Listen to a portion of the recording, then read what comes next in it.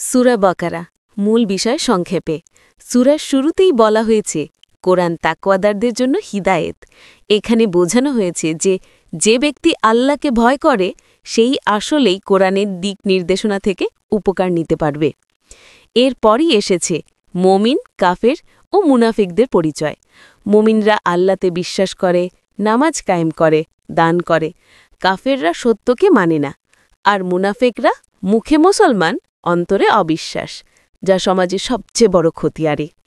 সূরায় বলা হয়েছে আদম আলাইহিসসালামের সৃষ্টি ও শয়তানের অবাধ্যতা। এখান থেকে শিক্ষা, মানুষ ভুল করলে ক্ষমা চাইবে, কিন্তু শয়তানের মতো অহংকার করলে ধ্বংস হবে। এরপর বারবার এসেছে বানি ইসরায়েলের কাহিনী।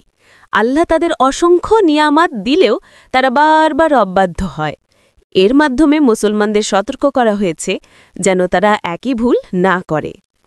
সূরার একটি গুরুত্বপূর্ণ বিষয় হল কিবলা পরিবর্তন। আগে মুসলিমরা বাইতুল মুকাদ্দেসের দিকে মুখ করে নামাজ পড়ত, পরে কাবা শরীফের দিকে কিবলা নির্ধারণ করা হয়। এটি মুসলিম উম্মার স্বতন্ত্র পরিচয়। সূরায় দেওয়া হয়েছে ইবাদতের নিয়ম, নামাজ, রোজা, হজ, জাকাত, দান সদাকা, একই সাথে পরিবার আইন, বিয়ে, তালাক, উত্তরাধিকার ও ব্যবসা বাণিজ্যের নীতিও এসেছে। আয়াতুল কুরসি এসেছে এই সূরায়, যেখানে আল্লাহর ক্ষমতা, জ্ঞান ও একত্ববাদ বর্ণিত করা হয়েছে। এটি সূরার সবচেয়ে শক্তিশালী আয়াত। শেষাংশে মুসলমানদের জন্য শিক্ষা, আল্লাহ কারো সাধ্যের বাইরে দায়িত্ব দেন না।